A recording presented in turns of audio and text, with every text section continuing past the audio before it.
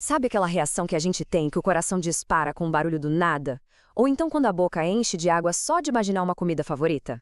Pois é, algumas das nossas reações são assim super rápidas, quase que automáticas. Parece até mágica. A gente vai mergulhar fundo para desvendar a ciência por trás dos nossos reflexos, tanto os que vêm com a gente desde o nascimento, quanto aqueles outros que a gente aprende sem nem perceber. Então, vamos começar pelo grande mistério. Muitas das nossas reações parecem inexplicáveis, fora do nosso controle. Elas são, na verdade, a base da nossa interação com o mundo, sabe? Um diálogo constante entre um estímulo e a nossa resposta. E aí fica a pergunta: por que um simples som pode dar medo? Um barulho muito forte e repentino, claro, faz qualquer pessoa pular. Mas e aquele som que antes não significava nada? Como é que ele, de uma hora para outra, passa a provocar uma emoção tão intensa? Essa é a questão que a gente vai responder agora. Olha só, a primeira parte da resposta está bem aqui. Nós já nascemos com um kit básico para interagir com o mundo.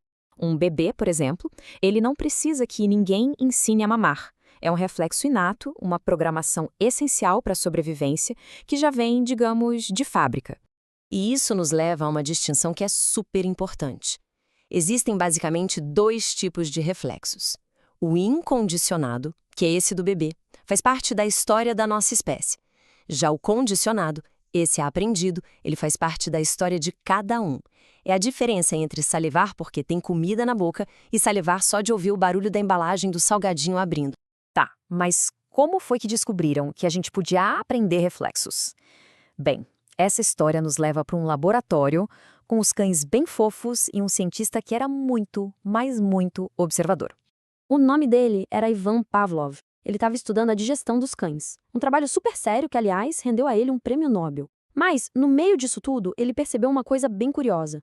Os cachorros começavam a salivar não quando a comida chegava, mas um pouco antes, só de ouvir os passos da pessoa que trazia a comida. Tinha alguma coisa a mais acontecendo ali. E para entender o que era, ele montou um experimento genial, em 3 passos. Primeiro, no passo 1, antes de qualquer coisa, ele tocava um metrônomo. O som era neutro, não causava nada nos cães. A comida, claro, fazia eles salivarem.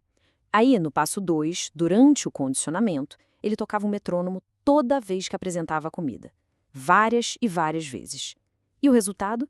Bem, no passo 3, a gente vê que o som do metrônomo, que antes era irrelevante, passou a provocar a salivação sozinho. Para a gente entender isso direitinho, vamos quebrar em partes. O primeiro conceito é o que a ciência chama de estímulo incondicionado.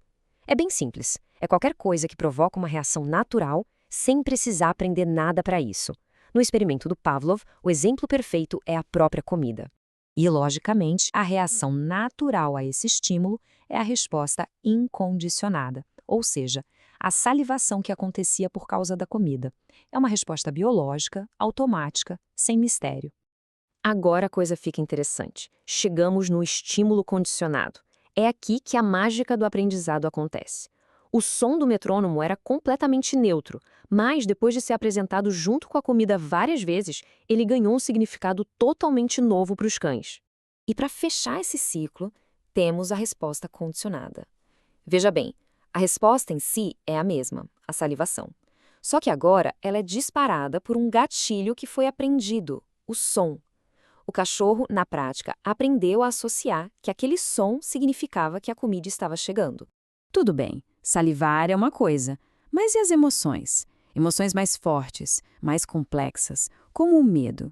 Será que o medo também pode ser condicionado na gente, nos seres humanos? Para tentar responder a isso, o ficólogo John B. Watson realizou um dos experimentos mais famosos e hoje em dia mais controversos da história, o caso do pequeno Albert. O objetivo dele era bem claro: provar que as emoções, na verdade, são respostas que podem ser aprendidas. O primeiro passo foi apresentar ao bebê Albert, que tinha só 9 meses, um ratinho branco de laboratório. A reação dele foi de curiosidade, ele tentou brincar, não teve medo nenhum. Ou seja, para ele, o rato era um estímulo neutro. Em seguida, os pesquisadores foram atrás de um estímulo que gerasse medo naturalmente, um estímulo incondicionado. E eles encontraram um barulho muito, mas muito alto, feito batendo um martelo numa barra de aço. Como era de se esperar, o som assustou o bebê e ele começou a chorar. E aqui, claro, começa o processo de condicionamento.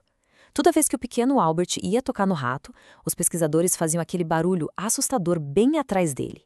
A associação entre o rato, que era neutro, e o som, que dava medo, estava sendo criada na mente dele. E o resultado foi bem marcante. Depois de algumas repetições, o Albert passou a ter medo só de ver o rato, mesmo sem nenhum barulho. E não parou por aí. O medo se espalhou, se generalizou. Ele passou a ter medo de coelho, de cachorro e até de uma simples bola de algodão. E aqui é muito, muito importante dizer uma coisa. Hoje, um experimento como esse seria considerado completamente antiético. Ele jamais seria aprovado. Ele nos ensinou muito sobre como o medo funciona, é verdade, mas há um custo ético que hoje a gente considera inaceitável. Bom, esses experimentos com todas as questões éticas revelaram que os reflexos não acontecem de qualquer jeito. Eles seguem certas regras, quase como se fossem leis da natureza. Vamos entender rapidinho quais são essas regras do jogo. A primeira é a lei do limiar. A ideia é bem simples. Um estímulo precisa ter uma força mínima para gerar uma resposta. Ele tem que cruzar uma fronteira de intensidade. Pensa no calor, por exemplo. Uma temperatura de 22 graus pode não fazer ninguém suar, mas a partir de 25 graus, opa, o limiar foi ultrapassado e a resposta começa. Depois vem a lei da intensidade-magnitude, que é super intuitiva. Quanto mais intenso for o estímulo, maior vai ser a resposta. É direto e reto. Um sol mais forte não só faz a gente suar, faz suar muito mais. A relação é proporcional. E temos também a lei da latência, que fala sobre o tempo de reação. Resumindo, quanto mais forte o estímulo, mais rápido o corpo responde. Debaixo de um calor muito intenso, o corpo não só transpira mais, como começa a transpirar muito mais rápido. A resposta é quase que imediata. Mas e o que acontece quando um estímulo se repete muitas vezes? Aqui, a coisa pode ir para dois lados opostos. De um lado tem a habituação. A resposta vai diminuindo com o tempo. É como morar perto de uma linha de trem, sabe? No começo, o barulho incomoda, mas com o tempo o cérebro meio que aprende a ignorar. Do outro lado tem a potencialização, que é quando a resposta fica cada vez mais forte. Pensa numa torneira pingando de noite. O primeiro pingo é só um som, mas o 100º pingo pode parecer uma verdadeira tortura. Certo. Entendemos a ciência, os experimentos, as leis, mas como é que tudo isso se aplica fora do laboratório, na nossa vida, no dia a dia? O circuito completo em ação é basicamente este. Um estímulo no ambiente, tipo encostar a mão em algo quente, manda sinais pelos neurônios e o corpo reage na hora, muitas vezes antes mesmo da gente pensar isso tá quente. Muitas das nossas fobias, desejos e até aquelas aversões que não sabemos de onde vêm não são nada mais do que respostas condicionadas que a gente aprendeu durante a vida e que operam nesse exato circuito. O ponto central de tudo isso é o seguinte: nós estamos constantemente aprendendo e formando novas associações, e na maioria das vezes, de forma totalmente inconsciente. Isso nos deixa com uma pergunta para a gente pensar. Que outros reflexos invisíveis, aprendidos sem que a gente nem se desse conta, podem estar agora mesmo moldando as emoções, os medos e os hábitos de cada um de nós?